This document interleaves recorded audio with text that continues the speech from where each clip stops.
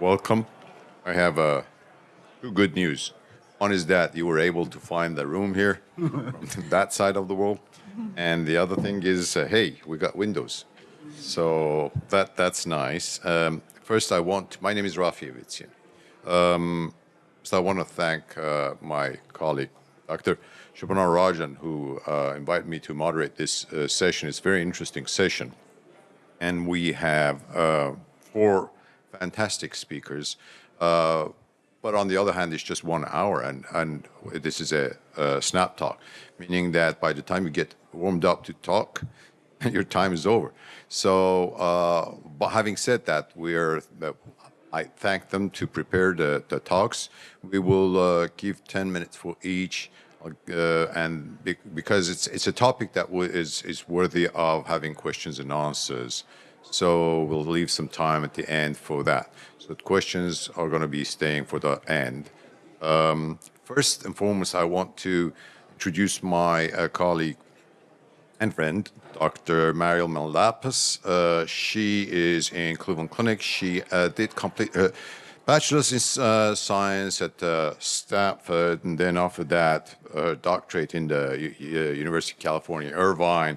She joined the Cleveland Clinic, did the residency in anesthesiology, then fellowship in cardiac anesthesia. Her interest is mostly in neuroanesthesia and liver transplant. She is also very much into education with the degree that she has, the master's degree, and she's a program director for the fellowship in perioperative medicine, as well as associate program director for the residency. She right now is the medical director for neuroanesthesia at Cleveland Clinic, and has this big movement to make that big new hospital, which is all neuro in Cleveland Clinic. Okay, Dr. Malapas, please.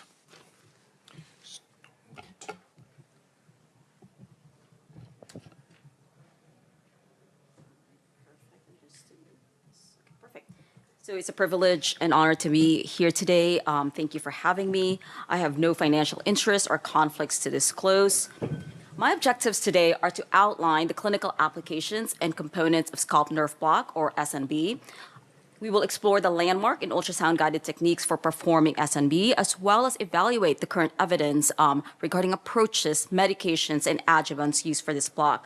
Finally, we will summarize the evidence supporting the use of scalp nerve blocks in craniotomy patients. So current applications include awake craniotomies, as well as adjunct to general anesthesia for infratentorial and supratentorial craniotomies, as well as the others listed below. In examining the sensory innervation of the head and scalp, there are 7 peripheral nerves that are responsible. These are the supraorbital supratrochlear nerves, zygomatic-temporal nerve, auriculotemporal nerve, greater auricular nerve, and lesser and greater occipital nerves. Anesthesiologists today use the landmark approach as well the ultrasound guided approach. In this presentation, I will describe the landmark approach, followed immediately by describing the ultrasound guided approach. So for the landmark approach for the supraorbital nerve block, one basically locates the supraorbital notch by palpation and introduces the needle perpendicularly about 1 centimeter medially from that. The supratrochlear nerve can then immediately be blocked by redirecting the needle medially and targeting about 1 centimeter medial to the point of insertion. For the ultrasound-guided block, one places the ultrasound parallel to the eyebrow arch and then looks for that supraorbital notch will be manifested by an interruption in the bony surface. The needle is then similar to the landmark approach. One then blocks the supraorbital and the supratrochlear nerves by estimation relative to that supraorbital notch. Then we have the zygomatic-temporal nerve, which ramifies at the level of the temporalis muscle. As such, one needs a superficial and a deep injection for this block. For the landmark approach, then one palpates the most lateral aspect of the zygoma that contacts the temporal bone, perpendicularly injects the needle piercing through the temporalis muscle. And then for the other branches, one then withdraws and then redirects to the most lateral aspect of the zygoma and subcutaneously injects at that point. Different reports have suggested that zygomaticotemporal nerve, as well as its associated foramen, are quite small to be successfully be located by ultrasound almost all the time. Then we have the auricular temporal nerve, which by landmark approach can be located 1.5 centimeters anterior to the tragus above the temporomandibular joint. And of note, it is important to be aware that the temporal, or the STA, the superficial temporal artery, is quite close to this nerve. As such, we should aspirate before injecting. Similarly, we can implicate the facial nerve as well in doing this nerve block. As such, we have to be quite superficial in doing this block. For the ultrasound-guided approach, one places the ultrasound parallel to the zygomatic arch, and one locates a temporal artery at that point, and then the auricular temporal nerve will be found just posterior to the temporal artery. Then we have the greater auricular nerve, which by landmark approach, we can start at the midpoint of the posterolateral aspect of the SCM, or the sternocleidomastoid muscle. And then to cover all its branches, first, we will direct the needle towards the tragus, basically aspirating as we advance and injecting as we withdraw. And then we will then redirect towards the direction of the mastoid, and again, injecting superficially. For the ultrasound guided approach, we place the probe at the midline of the mastoid and the clavicle, and then gliding inferiorly and superiorly to find this hypoechoic structure, which will represent your greater auricular nerve. Finally, for the greater and lesser occipital nerve blocks, we will position the patient either supine or prone, and then by landmark approach, we draw a line that connects the mastoid and the occipital protuberance, divide this line into thirds. The first third is where the lesser occipital nerve will be found, and the second third is where the greater occipital nerve will be found. The needle is then introduced perpendicularly to the occiput. Of note, the occipital artery will be quite close to the greater occipital nerve. As such, aspiration is key before injection. For the ultrasound guided approach, just like the zygomaticotemporal nerve, for the lesser occipital nerve, it will be quite difficult to find. But for the greater occipital nerve, we place the ultrasound probe midline between the posterior occipital tuberosity and the mastoid. We then find the occipital artery by either Doppler or just by visualization, and then the greater occipital nerve will be found just medial to that artery in the same fascial plane. So now the question is there evidence to support landmark versus ultrasound-guided approach to scalp nerve block? To date, there's really not many studies comparing these head-to-head. In 2025, there was a randomized prospective trial, albeit small, at 50 patients, comparing ultrasound and traditional landmark approach. And really, from their results, they indicate that ultrasound-guided approach does edge landmark approach a little bit, showing lower pain scores and less opioid consumption in the first 24 hours after surgery. What about the efficacies of different scalp nerve block strategies? There have been multiple randomized trials comparing different long-acting anesthetics, levobupivacaine, bupivacaine, ropivacaine, with or without epi, with or without short-acting anesthetics. And this, in 2023, basically compared all these in a meta-analysis, systematic review, reviewed all these randomized trials, looking at outcomes of number one, 24-hour pain scores, and number two is opioid consumption in the first 24 hours. What it did report was as follows, that scalp nerve block with ropivacaine does reduce post-operative pain 24 hours post, and it does lead to a decreased opioid consumption.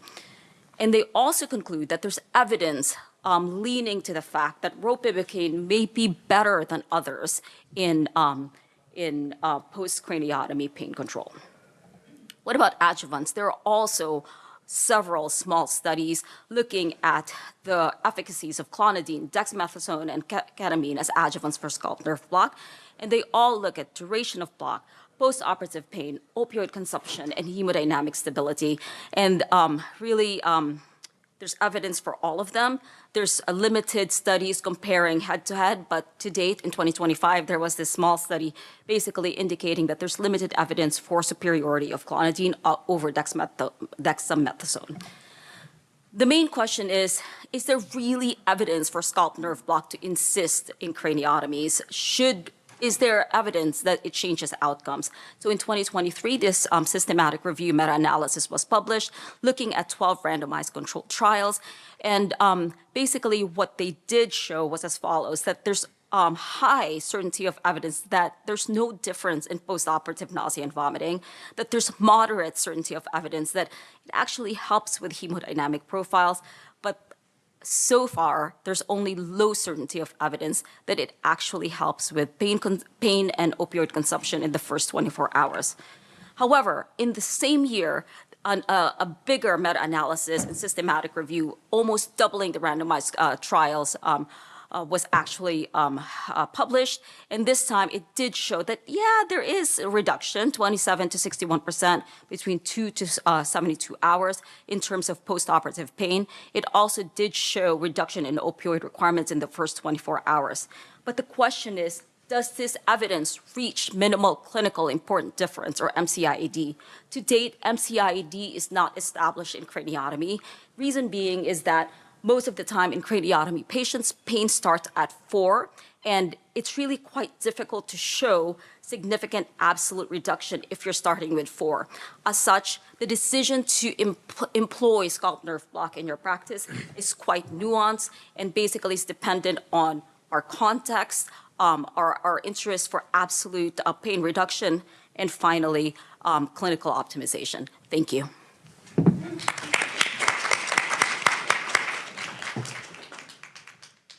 Thank you so much, Dr. Malapis. Next speaker is Dr.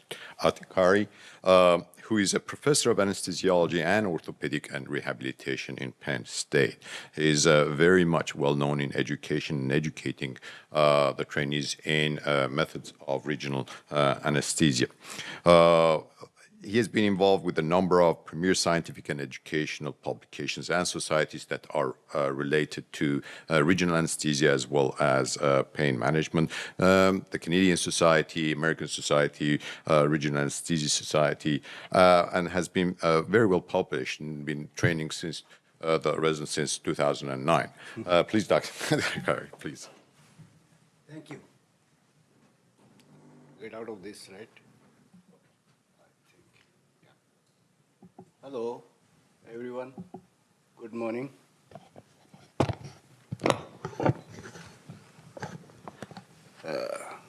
Okay. You can hear me, right? I can shout it if you don't know. Okay.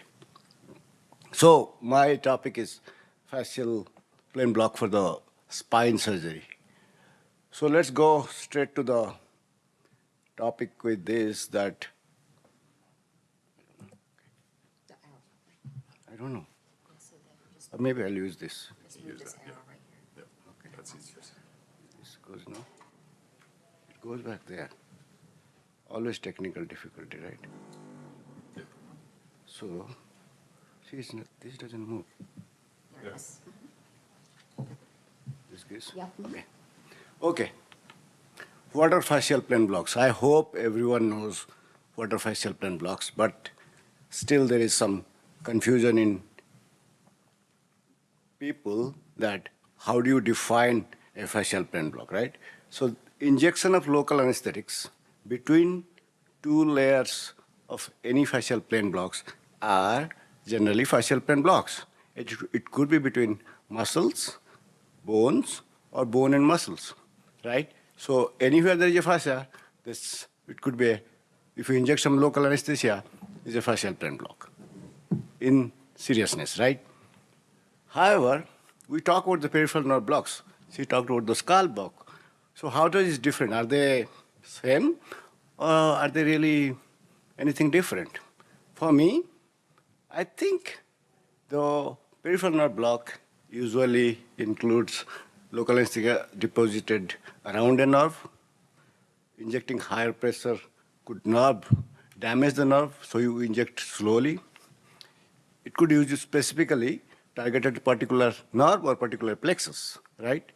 And skill set is need to find the nerve. What about fascial plane blocks?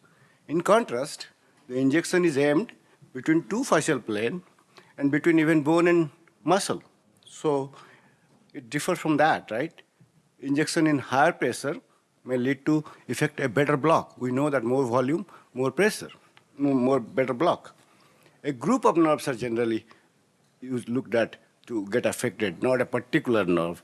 So in terms of peripheral nerve block, it's slightly different than that. And skill set is completely different. In that way, you find the plane, and there's an endpoint which is different compared to the peripheral nerve block. So if you look at, if you say the peripheral nerve block is same as fascial plane block, there is, I think sometimes it's different. Of late, there are this many number of fascial plane blocks all over. I'm not going to go over all of that. We started ESP in 2016, and that time there was only 3 or 4. Now every parts of the body, people are trying to find a fascia and inject some local anesthesia and trying to name them, and we'll go there a little bit. So even there is some interfascial plane, somebody wants to change the nomenclature to all together, we're not there. Basically, I will tell you what we need to do for spine surgery, right? We are here for the spine. So what is the rationale for fascial plane block for the spine surgery? If you look at the numbers in last 10 years of the spine surgery, in fact, it is not changed. The highest number is lumbar, then it's cervical, and least is, highest is lumbar, and the second is cervical, and the last list is about thoracic, right? However, if you look at this graph, you see the inpatient fusion of spinal surgery has gone up, whereas laminectomy has gone down. So if you look at the inpatients, if you look at the outpatient number is going out. So what is happening is the spine surgery may be remaining the same number, but how we are doing it and what the end result of the patients going to has changed significantly, or is going to change significantly. By the way, I didn't want to take a picture from myself, so I asked ChatGPT to draw this. So those of you who believe in AI, be careful, right? So you can see how AI can draw a spine, and you can see the labels and all. So I just wanted to give you a heads up that AI, don't believe everything in AI, okay? So how much pain do you have after spine surgery? There's actually data from our own literature in anesthesia, which says top 3 surgeries in top 7 are more painful with spine. So it is a painful condition. Second, there's a group from London, Ontario, and the Canadian group.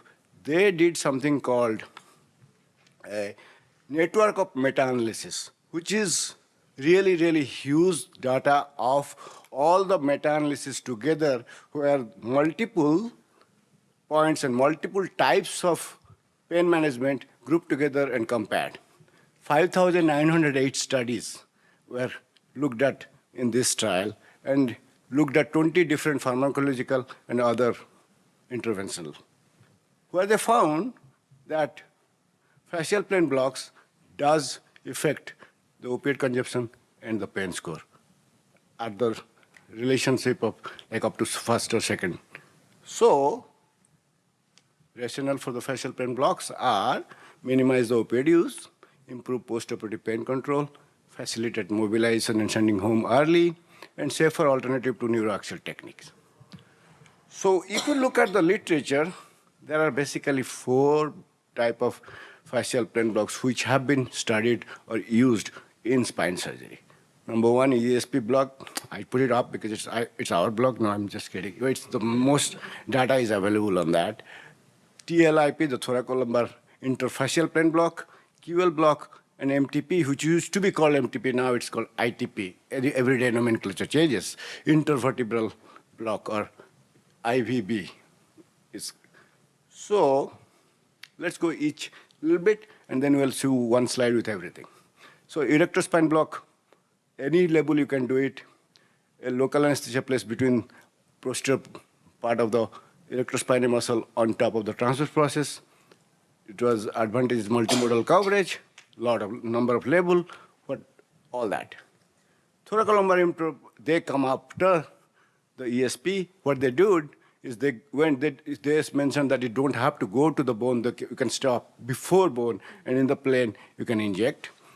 However, I could not find a single good image of TLIP. So maybe it's just intramuscular injection. I don't know. Advantage of midline analgesia, opiate sparing effect is there. So the endpoint of doing a block, why you say that, okay, I did a good block, I don't know how you define that. In this case, so it could be working in other mechanism, right? QL block, you guys know, it was initially QL 1, 2, 3, now it stands to anterior, posterior, lateral. This is done for the lumbar surgery, mostly, and less posterior coverage, and more help in the lateral approach. Last one is the mid-transverse process, or MTP, which is now called intervertebral block. Generally, ventral ramic escapes, but sometimes it can be like ESP. When they came out with this, we said, oh, it's a failed ESP, or it's more overdue ESP. Either way, we make fun of each other always. In regional anesthesia, when the new fascial plane comes up, we try to poke each other. So coming to evidence, ESP block and TLIP block, the thoracolumbar, maybe the most studied blocks that have been compared and done, which is most effective for the. Definitively, if you have a fusion. I do not know, there's not enough literature to show that whether it is for the laminectomy or discectomy, I do not know. But if you are trying to send the patient home, you can inject it, and I think it does benefit. But there's no significant randomized trial where it's demonstrate that if you do TLIP or ESP or any fascial plane blocks, it improves the outcome outpatient. Even the wound catheters have got the similar results, right? So, effectiveness. There is multiple people have looked at it in a different ways, and this literature is from the Hospital for Special Surgery. They looked at all that. There is no level 1 data in 2022, right? However, if you look at the only meta-analysis, I looked at only meta-analysis because that's where you see the most prevalent results. The first one shows TLIP is slightly better than ESP. Both of them decreased, but TLIP is slightly better than ESP. The second one showed ESP is slightly better than TLIP. And third one said TLIP and ESP are similar, okay? So I do not know where and these are all three big meta-analysis. And so if you look at the summary of the fascial plane block in the spine surgery, I will just leave you with this slide, okay? This combines almost all what I spoke in like 8 minutes, and I leave you with this thought. Thank you.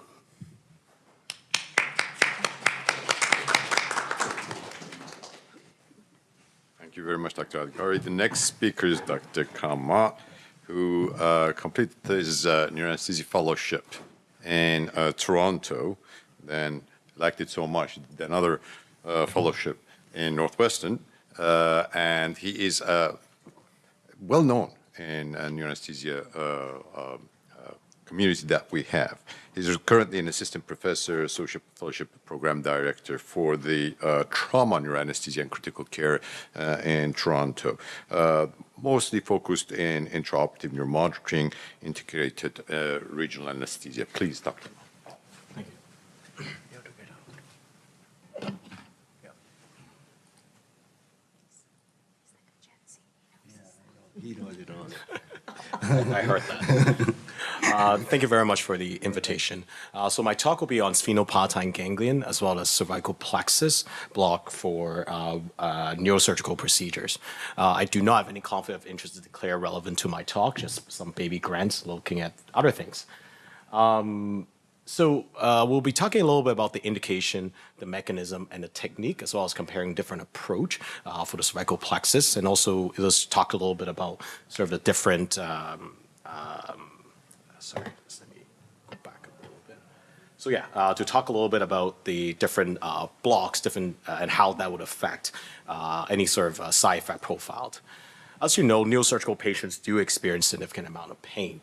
However, in the vulnerable brain, often receiving systemic analgesic such as opioids, often put them in a disadvantage. We do know that in the susceptible brain, the sedative effect can unmask neurological deficits.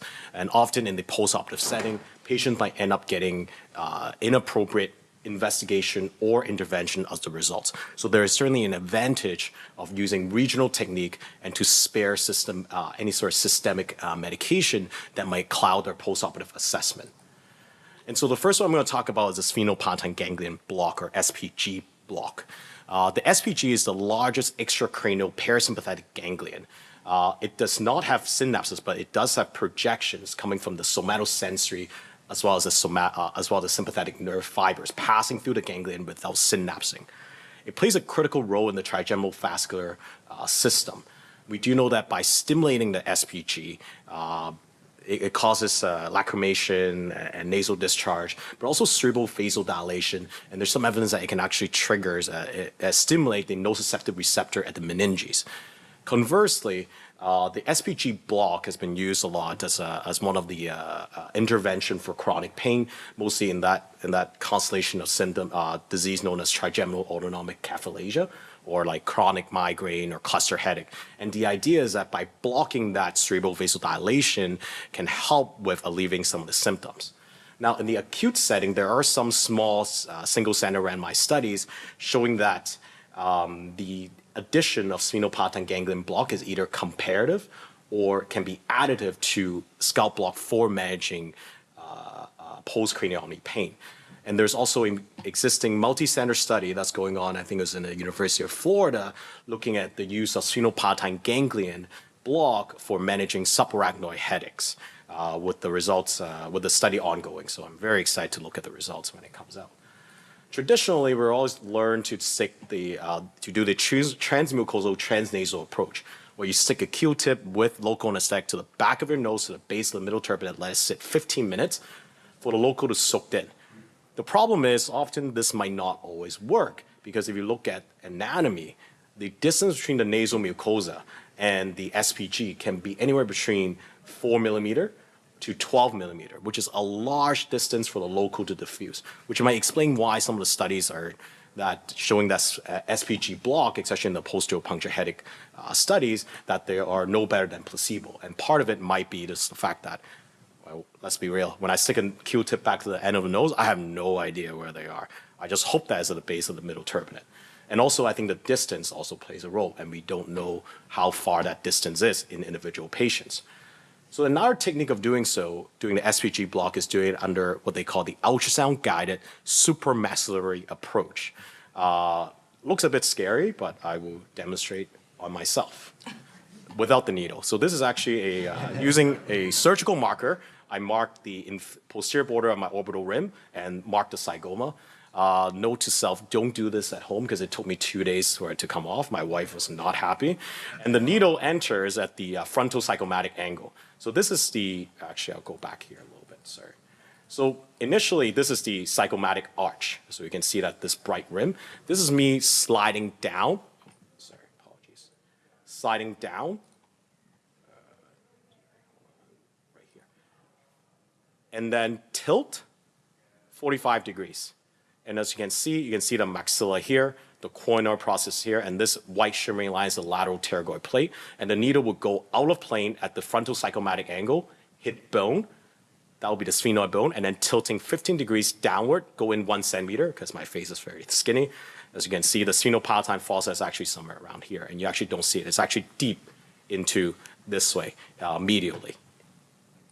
And so if you look at the literature, it's actually a similar technique as what they call the maxillary nerve block, which is often used in pediatrics for management of cleft palates or any kind of like V2 type incisions or maxillary surgery for that matter. And it's quite shallow. So in adults, you only had to put in maybe like 1 or 2 centimeter once you tilt your needle, and you can put in 5 cc of local. This is one of my fellow doing this. He was using a spinal needle, which I would not recommend because what you're looking for, you don't see the needle. You see a indentation of tissue as your needle goes in. So when you use a sharp needle like a spinal needle, you actually end up not seeing that tissue indentation. So this is a very quick clip. This is not on me, this is on a patient. So you can see that as my resident is slowly advancing the needle, you're just seeing that a very little subtle tissue movement down here. That's how I know that they're in the right spot. And as I ask them to inject, and we put maybe 5 cc of ropivacaine, my resident's hands are shaking a little bit, so we can see the ultrasound is a little bit shaky. You can see very subtle tissue displacements as you're injecting.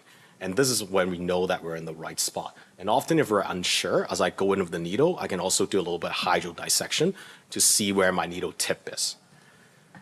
And so one of the things is this block is, one of the side effects is having that maxillary nerve block. And actually one time I did it on a brain biopsy, and the patient woke up with no pain, but he was like, oh, my teeth are so numb. So which actually, expectedly, that's actually one of the effects of the maxillary nerve block. And in fact, I start doing it a lot for my open septoplasty as well as transsphenoidal, anything that involve the V2 distribution. The second block that I'm going to talk about is the cervical plexus block. It comes off the ventral rami of C1 to C4. These are the 4 nerve branches that are involved, and the ones that concern us the most are the greater ocular nerve and the lesser occipital nerve. There are different terminology that we use. The landmark technique where you infiltrate at the midpoint of the sternocleidomastoid in a fan-like fashion, you're distributing the local above the investing layer of the deep cervical fascia. That's known as a superficial cervical plexus block. When you put the needle under ultrasound, put it underneath the sternocleidomastoid, that's actually the intermediate cervical plexus block. And then when you put it below the prevertebral fascia, that's called a deep block. We do know that the deeper you go, the more diaphragmatic dysfunction. And so I'll say that the deep plexus block has been, at least in my practice, I've never done one in my practice, and I haven't seen anyone do it either. And part of the reason is the fact that there are just higher, when you do it for a awake carotid, there's a higher conversion rate to general anesthetic in the deep block versus the superficial block. I'll say that for carotids, it works well for opioids sparing, but certainly, you know, we don't really do a lot of awake carotid anymore after the GALA trial, which shows that essentially there's no difference in patient outcome or neurological outcome in the awake versus asleep carotids, although it is still used as an adjunct for opioid sparing. One of the more emerging, newer emerging indications for retrosigmoid craniotomy. There's 2 randomized trials that was published. One was in regional anesthesia and pain medicine in 2022, and the other one was in anesthesiology in 2025, where the use of cervical plexus block for retrosig craniotomy has been shown to reduce pain, opioid consumption, and what's interesting is the reduction of persistent post-surgical pain at 3 months. So obviously that's only a single center study. It is actually a pretty reasonable number of patients.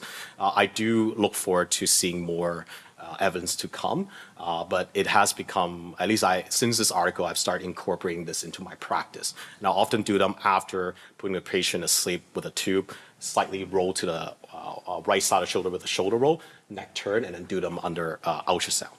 This is my neck. As you can see, it's again, this is the anterior sternocleidomastoid, middle sternocleidomastoid. This is my traffic light of my C567, and the intermediate cervical plexus block is just putting the needle here and infiltrating just underneath the tip of the sternocleidomastoid. The phrenic nerve is right here. So I've seen some of my trainees who try to stick the needle. Oh, perfect. Do you see? Oh, actually, do you see it here?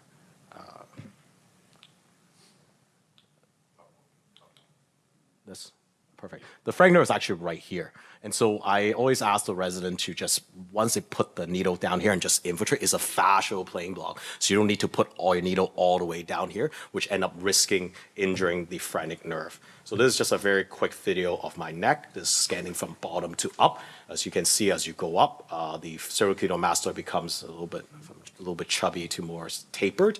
And so I would probably just put the local down here. You can, with 5 cc, you can actually see it infiltrates. And that's it from my end. The vulnerable brain does have a increased sensitivity to some of the systemic effects of opioids. And so, I would say that there's an advantage to incorporate regional technique to your neurosurgical patients. Thank you very much. Thank you so much. Great talk. Next speaker is Dr. Imad Nada, Associate Professor and the Chief of Regional Anesthesia, Stony Brook University.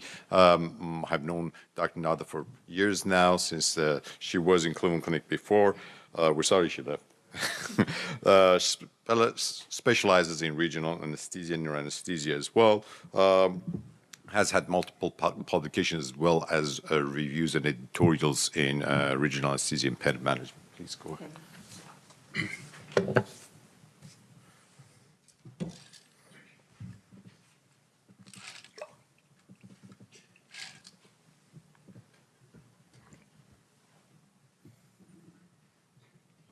Hi, everyone. Today, I'm going to talk about stellate ganglion plexus block as a therapeutic way of treating vasospasm after subarachnoid hemorrhage. And most of the studies we're going to talk about, they're talking about persistent severe refractory vasospasm.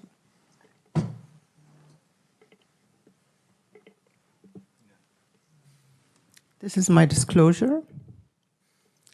So delayed cerebral ischemia affects 30% of the patients following aneurysmal subarachnoid hemorrhage. Vasospasm and delayed cerebral ischemia occur usually 3 to 14 days after the hemorrhage. Stellate ganglion block is another method to block the sympathetic discharge. This is the stellate ganglion block. It's a fused ganglion. It's the fused portion of the 7th cervical and 1st thoracic sympathetic ganglia. It lies anterior to the transverse process of the C7 and T1 and on the neck of the first rib.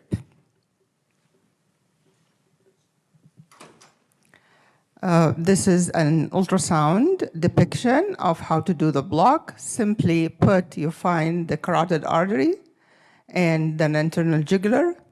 And then this is the transverse process of the C6, which has two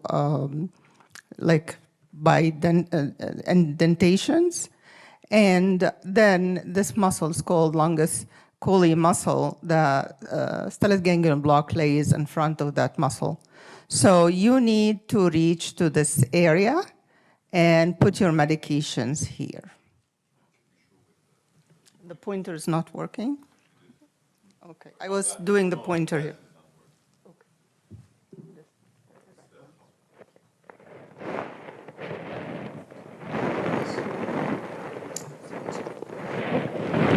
So this is the carotid artery. This is the internal jugular.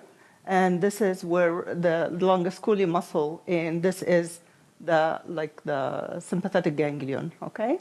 And this is what we're looking, the vertebral body, and this is the C6, anterior tubercle and posterior tubercle.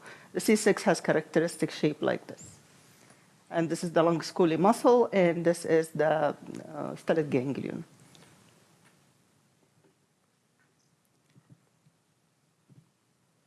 So we're going to go over the previous studies that looked into this topic and see how effective that was.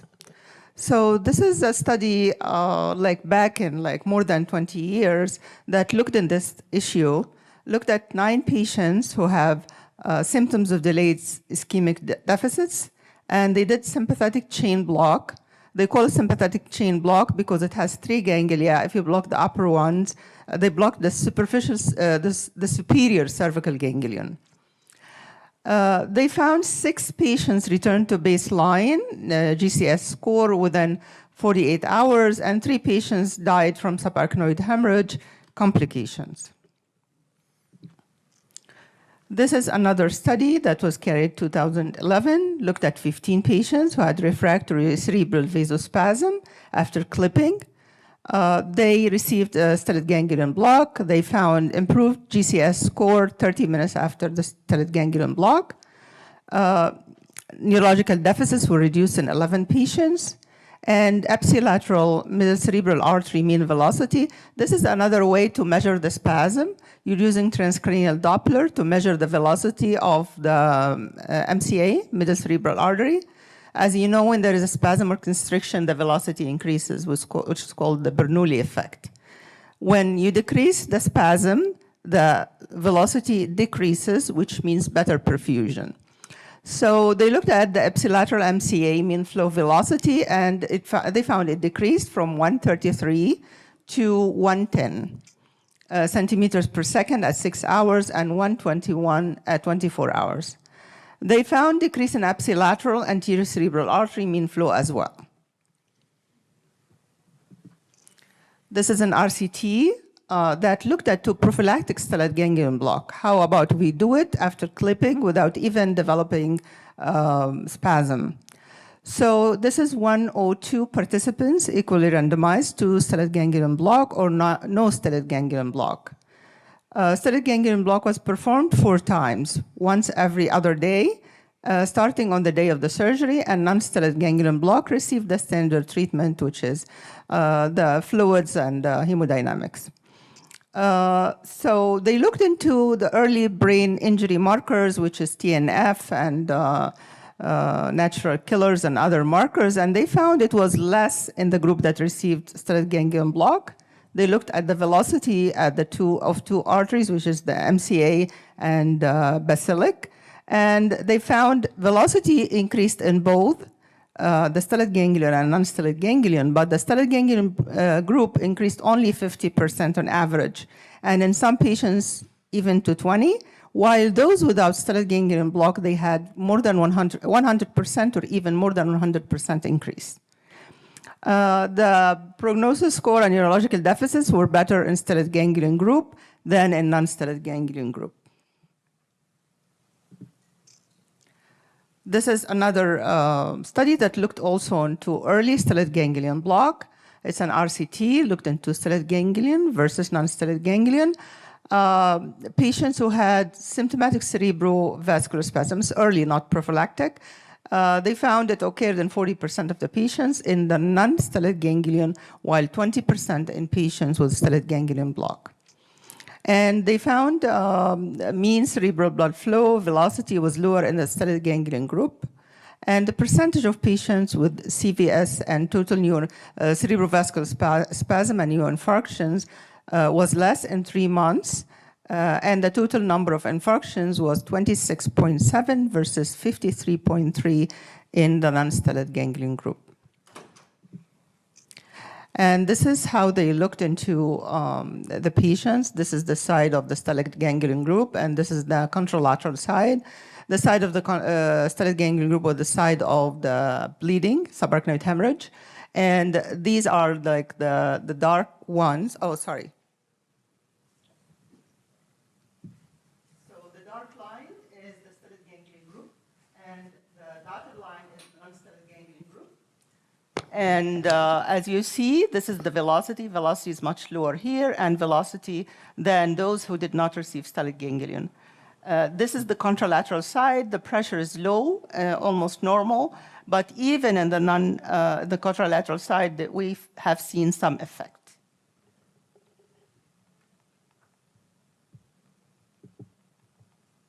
And this is when they compared, this is the middle cerebral artery, and this is basilic artery. The black one is the non-stellate ganglion, and the gray one is the stellate ganglion. It's usually lower most of the time. This is a baseline. They are the same, and then there is drop, there's drop, there's drop.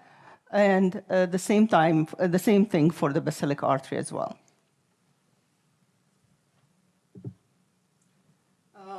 They looked also how we do a continuous block, a catheter. So this is only a case report. They did continuous stellate ganglion block in a case of delayed cerebral ischemia. So this patient had everything and failed even the intraarterial nimodipine. Stellate ganglion block was done as a single shot, followed by continuous infusion for 5 days. 15 minutes after the block, the TED perfusion analysis revealed an improvement of the mean transient time from 4.5 to 3. Remember, we need this velocity to decrease. This means that there's improvement in spasm. The 48-hour CT perfusion imaging revealed a normal perfusion pattern with no further ischemic areas, and a CTA showed normal cerebral blood flow.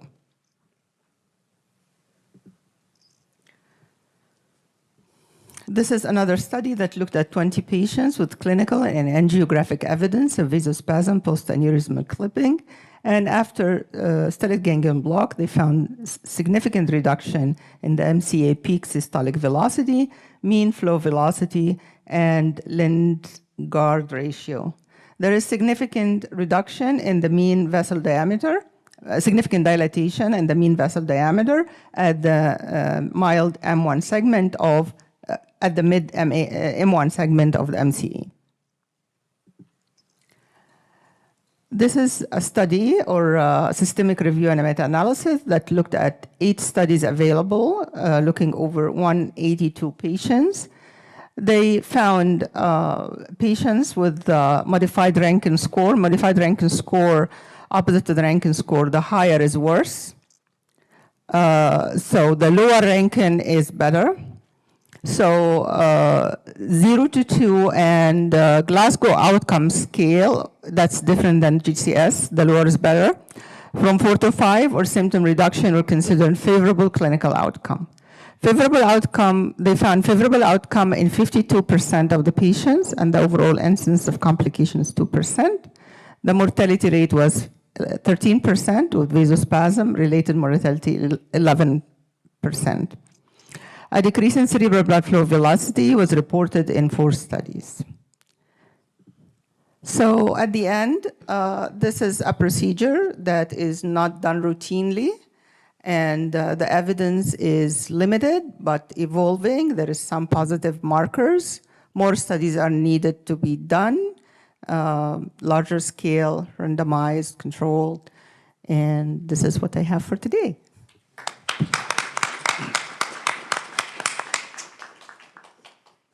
Thank you, Mon, and thank you all the speakers. We're going to open up for questions, and by the time everyone gets ready for questions, I will have the first question. So this day we were talking about some formulated, correct cooking in my grandma's just a pinch. So comparing for the plain blocks, I see the surgeons at the end just take the needle, go ahead, and just start some blocking. What's the difference in that and us earlier in the procedure, going with the ultrasound, making sure it's in the right place? Is there evidence that it's different, as well as the timing? We do it very early compared to them doing later. So I'm glad you asked that. If you want to talk to him. I'm glad you asked that. In fact, that's why I showed I think my second slide was, what's the difference between a fascial plane block, a peripheral nerve block, right? So we have had this discussion with surgeons number of times. I think it is an infiltration technique. The fascial plane block is an infiltration technique in my way. We are just doing an infiltration with ultrasound guided, whereas they're doing it blind. So when you do it blind, they might not be in the space. I don't think there is enough head-on, one-to-one comparison between surgeons administering versus us in the spine literature. And that's why I think we are a little bit more, we can save. Now, as you know, that all the fascial plane blocks require volume. And when we're talking about volume, last and this we don't pay attention to. I think the safety profile of this block is one of the things which never been talked about. People try to give 50 ml, 60 ml, and we don't see because patients are under anesthesia. They might be having the last in the anesthesia, who knows, right? So that's the question. That's why I think it's I would agree that it is a ultrasound-guided infiltration technique versus blind technique. That's what the basic difference. Coming to the timing, we actually, in our hospital, we don't do it before. Because there is some literature, mixed literature of affecting neuromonitoring, how it is going, how it is. It's like all over the place. And people talk about, oh, in my center we did 100 and it doesn't work.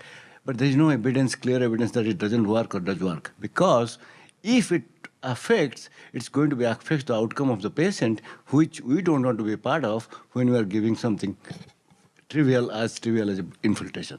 Did I answer your question? Yes, thanks so much. Dr. Sharma. Hi. I have actually two questions, one for Can and other for Mariel. Can, in your experience with superficial cervical plexus blocks for retrosigmoid crani, do you combine that with, superficial cervical plexus block for retrosigmoid, and do you combine that with a scalp block, or do you just do cervical plexus, superficial cervical plexus? Just because the incision is mostly like retrosigmoid just behind the ear, and the surgeon ends up still doing a local infiltration, I don't do the scalp block. The scalp block will only be, I guess, for the pin sites. I could, but I generally just do the cervical plexus. Yeah, because in my experience, I have done the posterior nerve blocks, like scalp blocks, and that also seems to work for retrosigmoid crani. So I was just wondering if there's a difference. Yeah, I think it depends on if with the retrosigmoid incision, they end up actually going right pretty low below the ear, and so often, at least how I was taught, was doing the posterior auricular branch just behind the tragus. It wouldn't cover the lower part of the incision, and especially when they do a little bit more muscle dissections. So then I end up. That's the reason why I think that anatomically it makes sense to do the cervical plexus block. Can I add something? Yeah. I think the value of that block is only the greater auricular. Is it greater auricular or lesser? Yes. Yeah, greater auricular nerve block. So you can do it as Dr. Malabis did. You don't have to do the whole thing. As well as there's one described both from below and from above, which it's the greater auricular. Yeah. Yeah, that's what I usually end up doing, and it works fine for me. Anyway, my other question is for Mariel. What about the suboccipital cranies?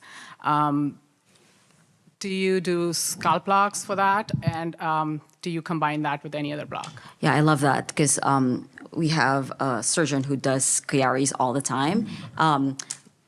So what we do is we just actually limit it to the lesser and greater occipital nerve blocks. And what we found so far is that it does actually really help in reducing length of stay of these patients.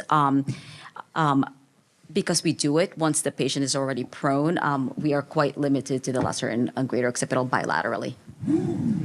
So I just want to bring up one issue here. Like with Can's block, the maxillary approach, we do it for our head and neck surgery to some extent. But I just want to bring it to you all that it looks easy. It could be disastrous if you don't do it in a proper way. I have done dissection myself, so you have to be really careful what you are doing. It's in an expert level of block. It is not like as easy as facial pen block. You just put it and go there. I think there's a lot of vital structures come around this structure. So he demonstrated beautifully, and it really well.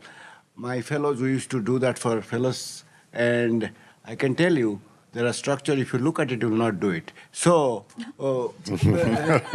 I just want to just don't go by it. Tomorrow try to put this poke something and the needle comes out in the other way. So I want to be aware of that. Before, Dr. Abstinat, actually, it's very interesting that you point out all our speakers, I didn't hear much of possible complications.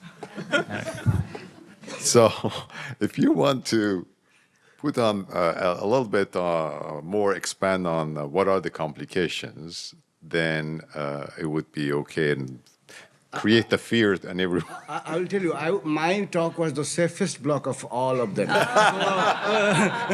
So that's why I didn't do it. And second point is, it's a snap talk. We didn't have enough time to go over the whole thing. Mine was the second most safe. Most safe. So to her, I think, I don't know what she does because I wanted to also learn from other people here what they do. I usually add epinephrine to my all blocks, mainly fascial pen blocks and the skull block, because its vascularity takes longer. Sometimes the craniotomy goes longer, so I usually add epinephrine to that just for the sake of last prevention. We are going to show up some literature soon. We just did finish a randomized trial. It reduces so much of volume of distribution and with epinephrine, which is actually comes with the practice, and we don't talk about it. And that's why it's not used for epinephrine is a black box warning for the peripheral nerve blocks. But for infiltration technique and for the fascial pen block, it's actually a good thing. So people don't think about it. I just want to bring that out too. Thank you. How much epinephrine would you add? I usually use the mixed bupivacaine with epi, so that my resident don't put, there are 5 of them sitting here, right? Doing it in tuberculin syringe and then put something and something happens. So usually we try to use the pre-mixed one, which works as good as not. Please go ahead. I have 2 questions, one for Dr. Khan first. While doing the sphenopalatine ganglion block, I was talking about the same thing. What are the common complications you see, and what are the uncommon bad complications that can occur? Well, it seems like, first of all, I have a lot of complications in my life. I just don't talk about it. I have lost motor potential from doing ESP. I have facial nerve palsy from doing scalp blocks. For the sphenopalatine, thankfully, having nothing too major. Occasionally, they do complain about masseter weakness. And then occasionally, you end up, there's actually like a branch of a maxillary artery. If you go through it, you will get a bit of a hematoma. You can actually see it. But that's the worst I have seen. I think other approach you can actually go, like if you go through like in-plane approach, this way you can actually poke through the eyebrow. So don't do that. Out of plane approach, at least from my practice, I think is safer, but I'll defer that to the other experts here. Yeah, a scalp block, one of the major things could be the facial nerve block. Most of the time it's temporary. You got a call from the surgeon, Rafi, I have a facial block, but it's on the other side of where I operate. Is that me or is that you? So, which I said it's me, but it would pass. Second question. Any other question, Dr. Nada? When you do stellate ganglion blocks, for the vasospasm, do you do bilaterally? If so, what kind of medication are you using and how much? So I have to say I don't do it for vasospasm. I didn't do it for vasospasm so far. I did it for other reasons. However, your question is very relevant. There are some suggestions of the study, how if we do it bilaterally, it might give us a better effect. Not done before. Can I have a follow-up question to that then? If one of our primary interventions for vasospasm is increasing the blood pressure, how does that then affect, the sympathectomy and the ability to do that? You mean the vasodilatation and increasing the blood pressure? I think it will improve the circulation since the block doesn't remove all the vasospasm, I would say. So you would do that and circumvent? Yeah, you keep the traditional treatment, and this is additional. So when would you do that? Would you do that preventively? So when or you would wait until because sometimes it's better to prevent it rather than wait until the vasospasm. That actually needs a study. Yes. It's a very good idea. That's why I asked the question. That would be a trigger for some people who would like to do that study. Maybe they can talk to the surgeons and right at the time of clipping or even coiling. Because you're in neuroimaging right there, you can do it even on the imaging and do the block. Yeah. Please go ahead. Yeah. Sorry. Stephanie Fisher-Galveston. I have a question regarding the extension of postoperative analgesia with scalp blocks. What is the role of popular additives like dexamethasone, dexamethasone, and is there a role for Exparel? Good question. So according to the systematic meta-analysis or systematic review meta-analysis, so far they haven't really used Exparel just because of the vascularity of the skull. They have added, as mentioned, everything, and really the studies are very limited comparing those head-to-head. Just recently, just that clonidine may be a little bit superior to dexamethasone. Mariel, I have another question for you. Regarding adding epinephrine as an adjunct in Absolutely. scalp blocks, I'm aware of the recent meta-analysis, the network meta-analysis that showed that epinephrine did not help Right. with scalp blocks prolongation-wise. What's your experience regarding that? Because after that meta-analysis was published, I stopped using epinephrine in my scalp blocks. So same here as well. So we had to standardize the medications that we do use as a group. So as a standardization after that meta-analysis, we just really prefer ropivacaine. It's long-acting without, supposedly, even if you add epi, because of the vascularity, it can be a two-edged sword. Yeah. Yeah, but I mean, epi is not necessarily only for prolongation. It does decrease, as you said, the vascularity. So even if it does not, I mean, the study was to look at how long it's going to go, not how safe it is, right? I mean, But the studies also indicate that regardless of the addition of epi, the basically the systemic absorption is not an issue. The systemic absorption without epi is not an issue. yeah, I would stop injecting if I see tachycardia. It's a marker. No, the point is, I think, point well taken that, okay, facial, you don't need to prolong the block, it is safe and all that. However, you can reduce the dose to half also. So I personally feel that last is not looked at I because... mean, you can double the dose that you're giving. Yeah, no, but like you can reduce the dose to the half of the Yes. what you are giving, so you don't have to. Oh, yeah, double. yeah, yeah. You can reduce the actual dose of your local Yes, yes, anesthetics. yeah. Instead of 40 ml, you can give 20 ml, and so instead of 1 to 2 ml. So I look at it because we do a lot of facial pen blocks, and in general, we did a study right now, and it's going to come out. So the literature is going to come out. I cannot this. It is unbelievable.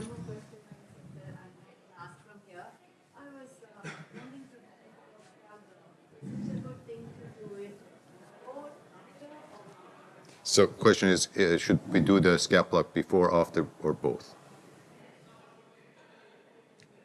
So studies have shown that people have done it before or after. It's again a nuanced question as to.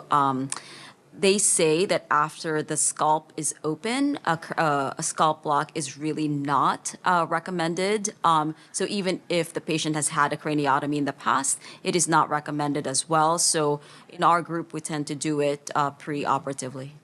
Especially if you believe in preemptive analgesia, it's probably better to do it before. Yeah.